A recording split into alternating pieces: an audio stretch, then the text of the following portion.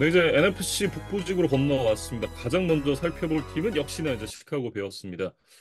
지난 시즌에 이제 7승 10패 기록하면서 지구 최하위를 기록했고 결국 이제 3년 연속 플레이오프 진출에 실패했었던 베어스였는데 사실 이제 시즌을 좀 뜯어보면 10월부터 1월까지의 성적은 그렇게 나쁘진 않았어요. 5할은 맞췄으니까. 근데 시즌 출발할 때 이제 9월에 전패로 시즌을 출발했던 게 결국은 뭐 돌이켜 보면 좀 아쉬운 부분으로 남았다. 이렇게 얘기를 해야겠죠.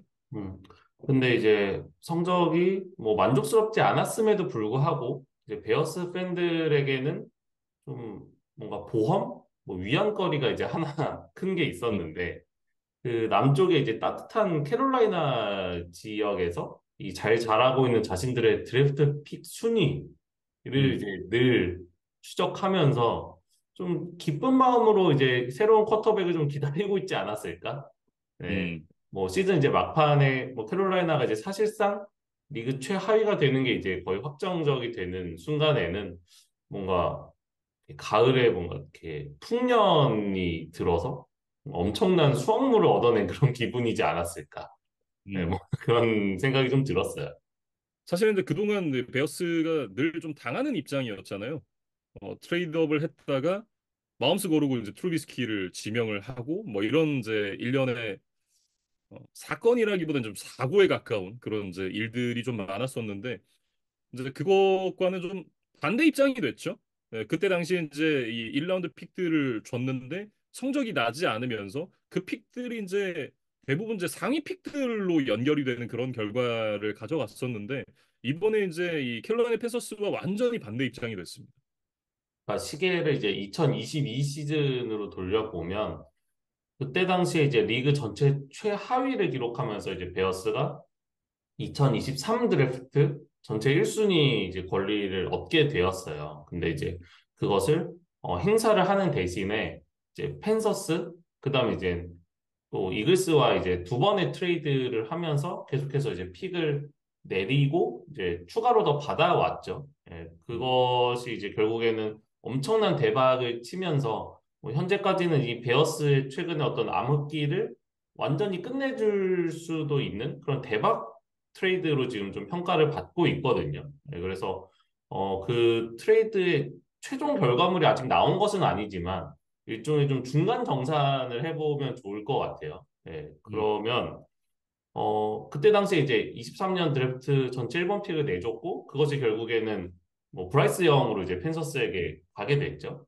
근데 이제 그 반대급부로 얻어온 것이 일단 DJ 무어를 얻어왔는데 음, 무어가 지난 시즌에 커리어 하이를 기록하면서 베어스의 넘버원 리시버가 되어줬고 그 다음에 이제 엄청난 드래프트 픽들을 많이 받아왔는데 그 명단을 좀 살펴보려고 해요. 일단 지난 시즌에 뽑은 선수들이 주전 라이트 태클로 잘 자리를 잡은 다니엘 라이트, 그 다음에 주전 코너백으로 자리를 잡은 타렉 스티븐슨. 그러니까 지금 이 음, 오펜시브 라인과 세컨더리가 굉장히 이제 중요한 포지션 중에 하나인데 그 핵심 피스 하나씩을 지금 다 끼워 넣었어요, 이미. 그리고 이번 이제 올해 드래프트 픽들로는 대학 최고의 펀터에게 주어지는 상을 받은 토리 테일러라는 펀터를 뽑았고 이제 뒤에서 저희가 길게 이야기할 전체 1번 쿼터백, 뭐 제2의 마움스라고도 불리는 이 테일러 윌리엄스를 일단 뽑았습니다. 네. 근데 아직도 픽이 남았어요. 여기에 내년 시즌 2라운드 픽, 2라운드에서도 사실 굉장히 뭐 성공하고 뭐 크게 되는 선수들이 많이 뽑히죠. 그래서 그 픽까지 지금 남아 있는 상황이기 때문에 물론 이제 윌리엄스가 얼마나 이제 리그에 잘 적응을 하느냐 하는 변수는 여전히 남아 있지만 뭐 일단은 그래도 성공이 기대가 많이 되는 선수이기 때문에 지금까지는 정말 엄청난 대박을 쳤다 이렇게 평가를 해도 뭐 무리가 없을 것 같습니다. 만약에 이제 캘러 윌리엄스가 이때까지 이제 베어스가 가지지 못했던 프랜차이즈 쿼터백으로 성장만 해준다라고 한다면 뭐 이거는 NFL 역사의 길이 남을 트레이드가 되지 않을까. 음, 물론 이제 트루비스키를 뽑기 위해서 이제 하나를 올라가면서 1라운드 두 장을 더 얹어줬던 그 트레이드도 역시나 이제 역사의 길이 남을 트레이드 중 하나겠지만 글쎄요, 그걸 뛰어넘는 이제 좋은 의미로 역사의 길이 남는 그런 트레이드가 되지 않을까 그런 생각을 좀 해봅니다. 음. 그리고 이제 뭐 누군가 오는 사람이 있으면 이제 떠나는 사람이 있기 마련이죠. 예, 지난 시즌까지 주전 쿼터백이었던 저스틴 필즈에 대한 뭐 간단한 리뷰 및 근황도 좀 전해드리는 게 맞을 것 같아요. 그래서 좀 말씀을 드려보면, 사실상 베어스가 이제 이번 드래프트 1순위 픽을 행사할 수 있게 된 순간부터 필즈는 팀을 떠나는 것이 어느 정도는 좀 예정된 수순이었던 것 같아요. 그래서 그렇죠. 결국 이제 피츠버그로 트레이드가 되었는데 그 대가가 사실 굉장히 좀 초라합니다. 필즈가 스틸러스에서 많은 플레이 타임을 뭐 뛰게 되면 최대 4라운드까지 올라갈 수 있는 픽 한 장. 뭐 그 조건을 충족하지 못하면 이제 6라운드 픽 정도의 대가로 넘어가게 됐는데 뭐 1라운드에 뽑혔던 이 루키 쿼터백이라는 점을 감안하면 굉장히 결국에는 좀 뭐 리그 전체적으로는 자신의 가치를 인정받지 못했다고 봐야겠죠.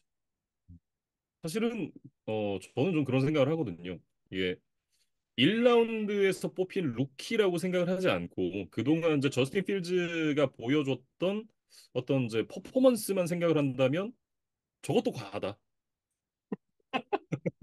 저는 이제 그런 생각을 좀 하는데 사실 이제 그 뚜렷한 강점이 있는 선수죠, 필즈가. 자신의 이제 빠른 발을 가지고 이제 전진을 할 수 있는 그런 이제 능력은 분명하지만 쿼터백이라기에는 이제 너무나 초라한 이제 패스 성적표를 이제 받았었기 때문에 그런 부분들을 생각을 하면 글쎄요, 이제 사실 이제 아직은 잠재력이 있다라고 볼 수도 있겠지만 그게 터질 가능성은 그렇게 높지 않다라는 그런 생각이 들고 어, 한 번도 3,000야드를 넘긴 적이 없어요. 최다 패싱 야드가 지난 시즌에 기록했었던 2,562 패싱 야드입니다.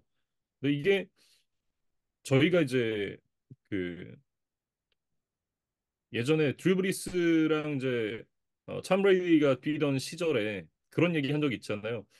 패싱 야드보다 그 세부적인 어떤 그 경기를 풀어가는 능력이라든지 이런 부분이 중요하다. 이게 패싱 야드가 전부가 아니다라고 얘기를 한 적이 꽤 많은 걸로 기억을 하는데, 근데 그것도 이제 어느 정도 이제 점점 더 리그가 이제 패스 헤비 시스템으로 바뀌어 가고 있는 그런 상황에서 어, 못해도 한 3,500야드, 4,000야드 정도는 찍어줘야 그게 패싱 야드가 크게 의미가 없다라는 얘기가 통하는 수준이지. 이게 뭐 3천도 안 되는 패싱 야드 가지고 이게 패싱 야드가 중요하지 않다라고 얘기하기 좀 어렵거든요. 그렇다고 해서 이제 이 친구가 이제 발로서 막 2,000야드씩을 달리는 뭐 그런 선수는 아니니까. 근데 그렇게 생각을 해본다면 냉정하게 패서로서의 능력은 뭐 아직까지는 뭐 보여준 게 없다라고 얘기하는 게 좀 맞는 것 같고 이게 뭐 스틸러스에서도 이제 어차피 5년차 옵션을 이제 실행을 하질 않았습니다. 네, 그렇기 때문에 이제 올 시즌 끝나고 나서 FA가 되게 되는데 뭐 지금 뭐 스틸러스에서도 러셀 윌슨이 주전 쿼터백이기 때문에 냉정하게는 뭐 선발 출장할 기회가 있을까라는 생각이 드는 게 좀 저스틴 필즈 선수에게는 좀 차가운 현실이죠. 음. 그러니까 커리어 초반에 이제 라마 잭슨과 좀 비교가 많이 됐었죠. 정말 엘리트 수준의 발을 가지고 있지만 이 선수가 과연 NFL에서 패서로서 살아남을 수 있을 것인가? 라는 거에 대한 의문이 많이 있었는데 라마 잭슨은 물론 뭐 팬들이나 뭐 전문가들의 이제 뭐 기대치에 따라서는 뭐 여전히 좀 개선할 부분이 있다는 지적도 있지만 그래도 어느 정도 좀 자신의 약점을 보완하고 리그에서 수준급의 쿼터백으로 자리를 잡는 데 성공을 했어요. 그래서 그 결과 레이븐스와 또 대형 연장 계약을 맺었다는 것이 그 반증이라고 좀 저는 보거든요. 근데 결국 필즈는 라마 잭슨의 길을 아직까지는 따라가지 못했다라는 것이 저도 좀 동의를 하게 되는 의견인 것 같고 뭐 앞서 이제 그래도 뭐 3,500은 찍어야지라고 이제 얘기를 해주셨는데 뭐 야구랑도 좀 비슷한 느낌이 아닌가 싶어요. 우리가 이제 최근에 어떤 타율 이런 일종의 클래식 지표에 대한 음, 뭐 약간 효용성에 대한 의문을 뭐 종종 제기하고 뭐 OPS라던가 뭐 다른 더 세부 지표들을 더 집중해서 봐야 된다라는 의견이 많지만 그렇다고 해서 뭐 이해할도 안 되는 선수를 음, 우리가 높게 평가하기는 사실 좀 어렵죠. 예. 음. 그러니까 약간 약간 그런 그런 것과 좀 비슷한 개념이 아닌가 싶습니다. 사실 그런 선수들이 있죠. 말씀해 주신 부분에서 이제 정말 예외로 뽑을 수 있는 카일 슈아버 이런 선수들. 타율은 뭐 2할 조금 넘는데 출루율이 어 굉장히 좋고 그리고 홈런 뻥뻥 치고 뭐 이런 선수들이 이제 자신들의 컬러를 드러내면서 뭔가 이제 메이저리그에서 자리를 잡은 뭐 캐릭터들이 하나씩 있는 반면 그건 정말 예외 케이스고 대부분의 이제 선수들은 글쎄요 이제 KBO 무대만 하더라도 사실 2할에 가까운 타율을 가지고 주전을 잡을 수 있는 선수는 거의 없다고 볼 수 있거든요. 근데 그렇게 생각을 해보면 어 이게 약간 3,500야드? 뭐 최소 3,000야드 정도가 한 2할 오픈 언저리 선과 비슷하지 않나. 이거는 넘겨야 이제 얘기가 가능하다라는 그런 이제 좀 수준이 아닌가 그런 생각을 좀 해봅니다. 네. 그래서 이제 뭐 저스틴 필즈에 대한 얘기는 여기까지 하고 또 스틸러스 때 이야기를 해도 될 것 같고 일단은 이제 베어스의 미래로 주목을 받고 있는 이 USC 출신의 쿼터백 케일러 윌리엄스에 대한 이야기로 좀 넘어가 봐야 될 것 같아요. 그래서 뭐 드래프트 방송에서도 나왔고 뭐 여러 뭐 하이라이트도 많은 팬들이 이미 보셨겠지만 이 선수는 결국에는 그 패트릭 마홈스의 특별함을 좀 재현해낼 수 있는 선수가 아닌가라는 점이 이 선수의 평가를 가장 높이는 요소, 그다음에 팬들의 기대감을 가장 높이는 요소가 아닌가 싶습니다. 말씀해 주셨던 대로 이제 마음스가 갖고 있는 장점들, 그러니까 강한 어깨, 그리고 이제 패스 정확도, 포켓을 빠져나왔을 때 이제 그 플레이를 메이킹을 하면서 이제 드라이브를 연장할 수 있는 그런 능력들, 그리고 움직이면서도 공을 정확하게 던질 수 있는 그런 능력들, 그리고 이제 딜리버리, 팔 각도를 이제 다양하게 바꿔가면서 패스를 던질 수 있는 그런 능력들. 거기다가 이제 스크램블링 능력들까지 패트릭 마홈스가 갖고 있는 장점들을 이 선수가 거의 다 갖고 있다라는 평가를 받았어요. 그래서 드래프트를 하기 전부터 지금 뭐 넘버 투가 누굴 것이냐, 넘버 쓰리가 누가 될 것이냐, 뭐 이런 거에 대한 이제 얘기들은 있었지만 사실 이 캘럽 윌리엄스가 넘버원 픽이 될 것이다라는 거에는 뭐 이견이 없었습니다. 음. 그러니까 사실 2022 시즌 하이즈만 트로피 위너고 23 시즌에는 사실 22 시즌만큼의 위력을 보여주지 못했던 것은 사실이에요. 근데 이제 그럼에도 불구하고 이 선수의 가진 어떤 재능의 크기가 이제 워낙 대단하다는 평가를 많이 받았기 때문에 뭐 베어스도 특별한 고민 없이 케이러 윌리엄스를 바로 선택을 한 것 같아요. 그리고 이제 어떤 약간 이제 정성적인 뭐 장점들에 대해서 좀 말씀해 주셨는데 약간 정량적인 지표로 들어가더라도 굉장히 좀 승부처에서 강한 선수다라는 평가를 많이 받고 있는 것 같습니다. 몇 가지 좀 스탯을 말씀을 드려보면 물론 대학 시절 기록이기는 하지만 최근 두 시즌에 이제 서드 다운 이후에 쿼터백의 역량이 이제 조금 더 중요해지는 그런 상황에서 199번의 패스 시도를 했는데 인터셉션이 하나도 없었어요.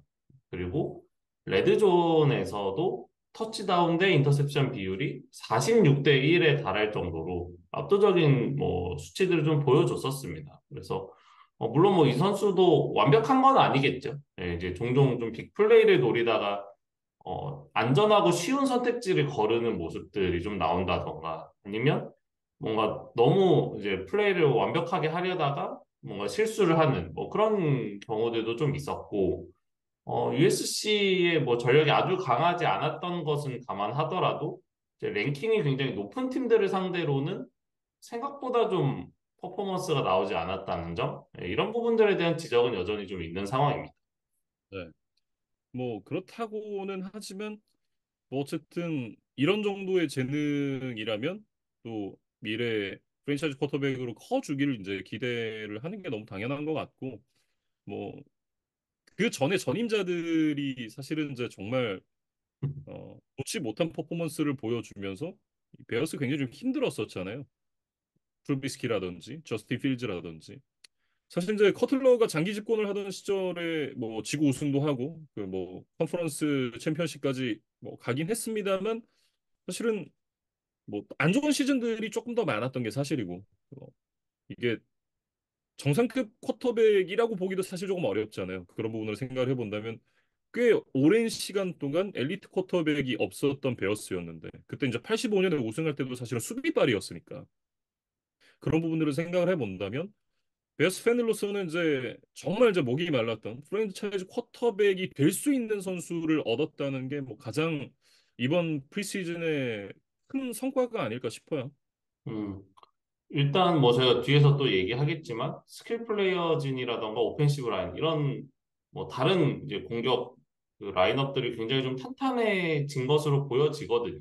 네, 그렇기 때문에 윌리엄스가 아까 제가 좀 지적했었던 너무 과도한 욕심을 부리는 것 이런 것들 조금 자제하고 다른 뭐 베테랑들의 도움을 좀 받아가면서 이제 쉽게 쉽게 좀 플레이를 한다면 데뷔 시즌부터 이제 충분히 좀 성공적으로 자리를 잡을 만한 선수라고 좀 생각이 되고, 사실 베어스 역사에서 4천 패싱 야드를 한 시즌에 던진 쿼터백이 한 명도 없었다 그래요.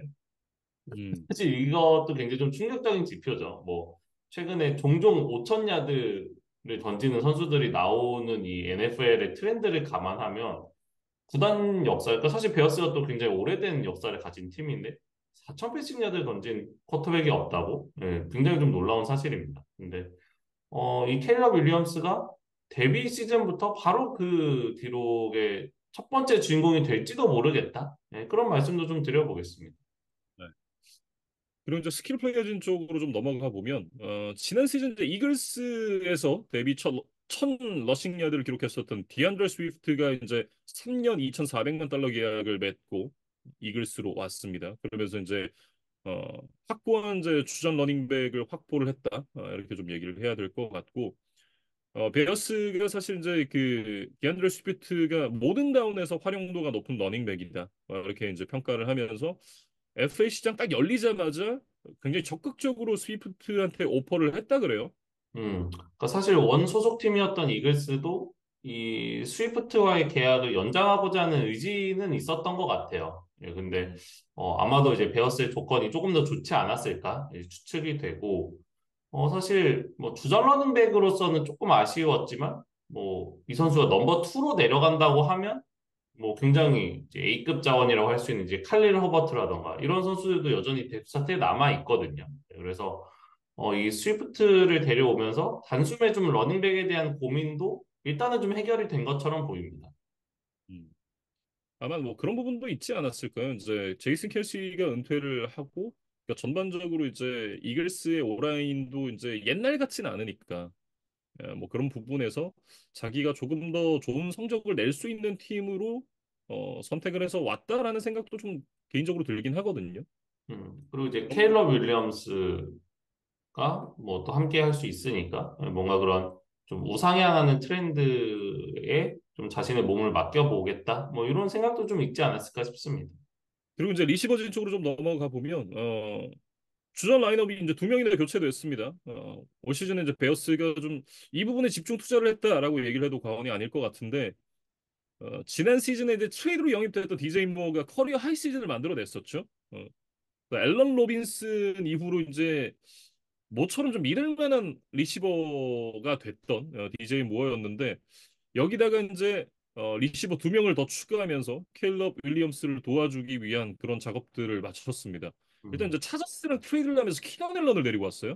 음, 키넌 앨런이라는 이제 거물을 영입했다라는 소식이 이제 팬들이 굉장히 좀 놀라셨을 것 같은데, 일단은 그 차저스의 캡 스페이스 상황의 어떤 좀 문제점을 이제 베어스가 잘 뭐 이용해서 굉장히 저렴한 데까지 키넌 앨런을 잘 업어왔다라고 좀 일단은 먼저 말씀을 드려도 될 것 같아요. 그래서 차저스 이야기를 조금만 해보면 캡스페이스가 이제 너무 넘치는 상황이었기 때문에 선수단 정리가 이제 불가피했어요. 그래서 마이크 윌리엄스는 아예 방출을 했고, 뭐 조이 보사라던가 칼릴 맥이라던가 이런 좀 많은 연봉을 받고 있는 선수들과 뭐 페이컷 그런 작업들을 해 나가면서 캡스페이스를 어느 정도 줄여냈거든요.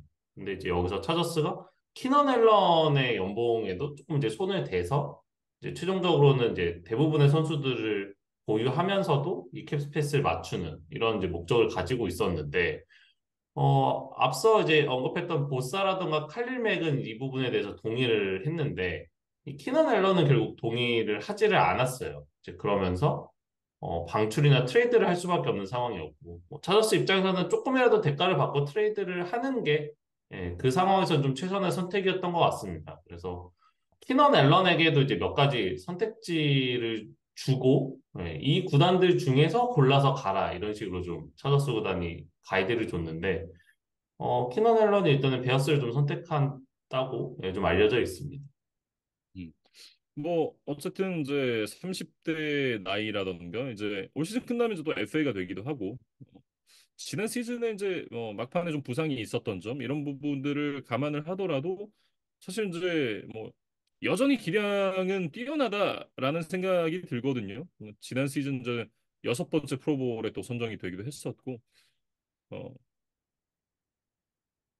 어쨌든 이제 DJ 무어가 있는 상황에서 이 키넌 앨런 선수가 영입이 되면서 이제 케일럽 윌리엄스에게는 굉장히 좀 좋은 무기가 갖춰졌다라는 생각이 들고요.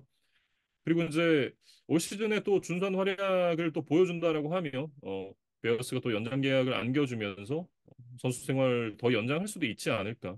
이제 앨런의 입장에서도 이제 그런 생각을 안 할 수가 없는 나이거든요. 언제까지 뛸 수 있을지 본인이 이제 장담을 하기 어려우니까 어, 말씀해 주셨던 대로 이제 우상향하는 팀에서 자기도 좋은 성과를 내고 그걸 바탕으로 또 연장 계약을 맺을 수 있는 그런 상황이 되지 않을까라는 그런 생각을 좀 하지 않았을까라는 생각이 들고 그리고 이제 이 두 명의 선수에다가 이번 이제 1라운드 전체 9번 픽으로 워싱턴 대학 출신의 리시버 롬 오든제라는 선수를 또 지명을 했습니다. 그러면서 글쎄요, 지금 이 리시버 1, 2, 3 펀치로는 또 리그 정상급이라고 얘기를 할 수 있는 그런 조합을 또 만들어냈어요.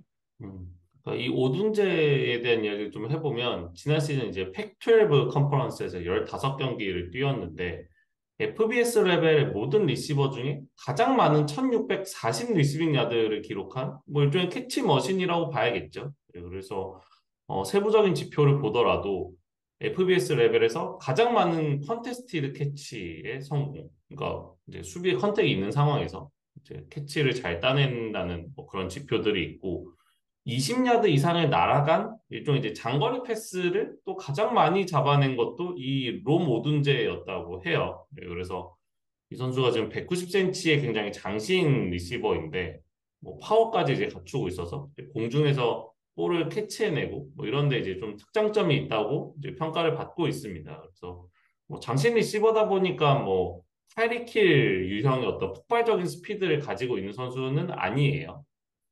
근데 이제 그럼에도 불구하고 큰 키를 가지고 있지만 라우트 러닝 능력이나 뭐 방향 전환 스킬 이런 것들이 굉장히 뛰어나고 또 이 캐치를 할 수 있는 이 반경이라고 하거든요.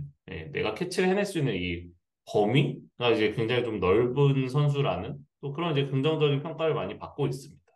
루키로서 데뷔를 하기에는 굉장히 좀 좋은 환경이 아닌가. 왜냐면 이제 DJ 무어라든지 키넌 앨런이 있기 때문에 본인이 당장 넘버원 리시버로서의 역할을 해야 되는 그런 상황은 아니거든요. 물론 이제 그런 역할을 해줄 수 있는 선수로 성장을 해준다면 베어스로서는 더할 나위 없는 그런 부분이겠지만 어쨌든 이 리그에서 정착을 하기에는 굉장히 좀 좋은 환경이다. 라는 그런 생각이 들고 그렇기 때문에 그런 부분들을 통해서 빠르게 이제 리그에 적응을 하면서 자세 좀 잠재력을 끌어올릴 수도 있지 않을까라는 그런 생각을 개인적으로 좀 해보고요. 타이트엔드 쪽에서도 이제 이 제럴드 에벌렛 선수를 이제 영입을 하면서 타이트엔드를 굉장히 좀 잘 갖춰놨습니다. 기존에 콜크넷 선수가 지금 이제 연평균 1,000만 달러가 넘는 그 장기 계약이 되어 있는 상황에서 지금 제럴드 에벌렛 선수까지 추가를 하면서 이 두 명의 타이트엔드를 굉장히 좀 잘 구성을 해놨다라는 생각이거든요. 음. 그러니까 에버랜드에게도 지금 2년 1,200만 달러의 계약을 줬기 때문에 사실 타이트엔드 포지션 그룹 전체로 보면 조금 과투자가 된 느낌이 없지는 않아요. 근데 그만큼 이 캐럿 윌리엄스 시대에 윌리엄스가 루키 계약에 묶여 있을 때 한번 적극적으로 달려보겠다는 의지를 표한 것이 아닌가 싶고 이 이제 루키 쿼터백을 보유한 팀의 좀 장점이라고 봐야겠죠. 쿼터백에게 많은 이 캡스페이스가 들어가지 않아도 되니까 이제 조금 이런 다른 포지션 그룹에 다른 팀들보다는 조금 더 투자할 여력이 있다. 이렇게 좀 보여지고 그것을 좀 베어스가 극도로 좀 활용을 하겠다 이런 뜻을 좀 보인 것으로 해석하면 되겠습니다. 네. 뭐 오라인 쪽은 사실 큰 변화는 없습니다. 근데 이제 많은 캡 스페이스를 좀 잡아먹고 있던 센터 코디 화이트헤어 선수가 방출이 되고 램스에서 뛰던 이제 콜먼 쉘튼 선수를 1년 300만 달러에 영입을 해서 이제 주전 센터로 활용을 하지 않을까 이런 이제 움직임이 보여지는데 지금 이제 주전 5인방이 전부 20대 젊은 선수들로 구성이 되어 있는 베어스예요. 그래서 이제 뭐 몇 년 전만 해도 이제 베어스의 오펜시브 라인이 뭐 좋은 평가를 받지 못하던 시기들도 있었는데 지금은 그래도 한 10위권 정도로 평가를 받고 있습니다. 네, 그래서 말씀해주신 대로 이제 젊은 선수들이 다 모여 있다는 점도 좀 앞으로의 발전 가능성을 더 기대케 하는 부분이고 지난 시즌에는 사실 조금씩 돌아가면서 이제 부상이 있었던 점이 좀 아쉽기는 했었어요. 그래서 이제 그런 부분들만 좀 컨디션 관리만 잘 된다면 이 신인 캐럴 윌리엄스를 보호하는데 그렇게 부족함이 있는 오펜시브 라인은 아니다라고 좀 정리를 해보겠습니다. 네. 그러니까 전반적으로 오펜스를 돌이켜봤을 때는 켈러 윌리엄스라는 선수가 데뷔를 하기에는 최적의 조건이다라고 보여져요. 이제 본인만 잘하면 된다라는 생각이거든요. 그만큼 이제 본인의 잠재력을 얼마나 좀 터트릴 수 있느냐, 뭐 이런 부분이 중요하겠죠. 그러니까 사실 전체 1번 픽을 받고 NFL 리그에 들어온 이 쿼터백들은 사실 굉장히 터프한 환경에 놓일 가능성이 높습니다. 왜냐면 지난 시즌에 꼴찌를 했던 팀에 내가 왔다는 거는 뭔가 다른 자원들은 이제 분명히 부족한 팀일 가능성이 높은 거잖아요. 근데 이제 앞서도 얘기했지만 베어스는 지난 시즌 꼴찌 팀이 아니에요.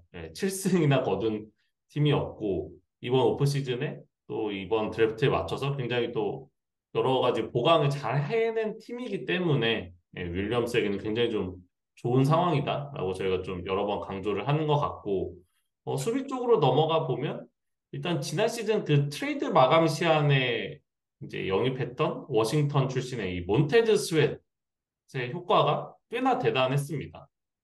그러면서 이제 프런트 세븐에 뭔가 중심을 잡아주는 이제 에이스 선수가 이제 들어왔는데 지난 시즌 그 스웨시 없었던 전반기 8경기와 스웨시 추가된 후반기 9경기의 이제 평균 실점을 살펴보면 전반기에 27.25점을 실점하던 이제 수비진이 스웨시 들어온 이후에 17.89 실점으로 굉장히 줄었어요. 그러니까 경기당 한 9점에서 10점 사이 정도가 줄었다고 보여지거든요. 이제 물론 뭐 몬테즈 스웨트 한 명이 이 모든 것을 다 만들어냈다라고 말씀드릴 수는 없습니다만은 스웨트의 어떤 가세가 분명히 팀 디펜스를 향상시키는데 많은 도움이 된 것만은 또 사실인 것 같습니다.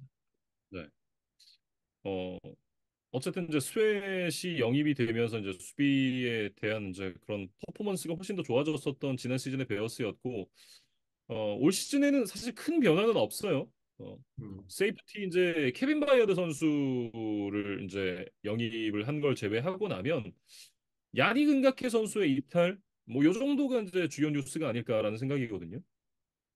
그러니까 뭐 세이프티 에디 잭슨도 이제 방출이 됐는데 이 선수도 음, 결국에는 앞서 얘기했던 코디 화이트헤어처럼 이 캡스페이스를 좀 관리하기 위해서 약간 이제 가성비가 떨어지는 자원들을 정리를 했어요. 그리고 이제 그 자리에 케빈 바이어들을 조금 더 저렴한 대가로 데려왔는데 전체적으로 보면 큰 전력 이탈 없이 후반기에 꽤나 인상적인 모습을 보여줬던 젊은 디펜스가 그대로 1년 더 간다라고 요약을 할 수 있을 것 같거든요. 그래서 물론 뭐 이번 시즌 치러봐야겠지만 수비 쪽도 뭐 그렇게 구멍이 될 것 같지는 않다라는 생각이 들어요. 네. 전반적으로 봤을 때는 글쎄요, 이제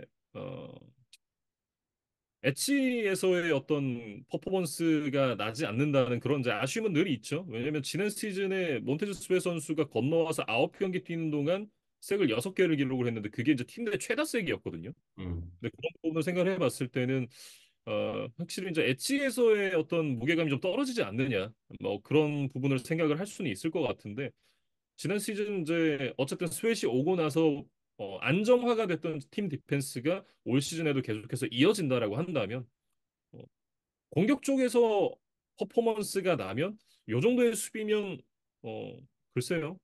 올 시즌에는 이제 대권 도전은 모르겠으나 어, 지구 내에서의 경쟁력은 충분히 좀 있는 것 같다라는 평가를 할 수 있을 것 같습니다.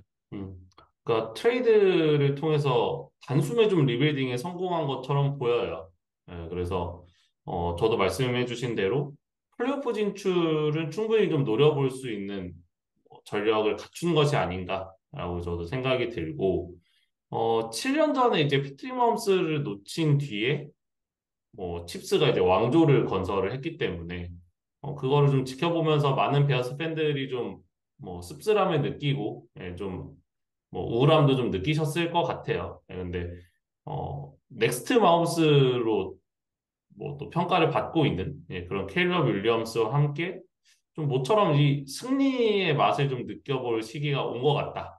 라고 생각이 들거든요. 그래서 지난 시즌 이제 라이언스가 굉장히 뭐 떡상한 것처럼 이번에는 NFC에서 아주 강력한 다크호스로 이 베어스를 꼽아도 좋을 것 같아요. 그래서 네, 어, 베어스 팬들이 또 국내에도 꽤나 계시는 걸로 알고 있는데 이번 시즌 좀 많은 기대를 해보셔도 좋을 것 같습니다. 네. 이렇게 이제 시카고 베어스 얘기를 좀 마무리를 지어 보겠습니다.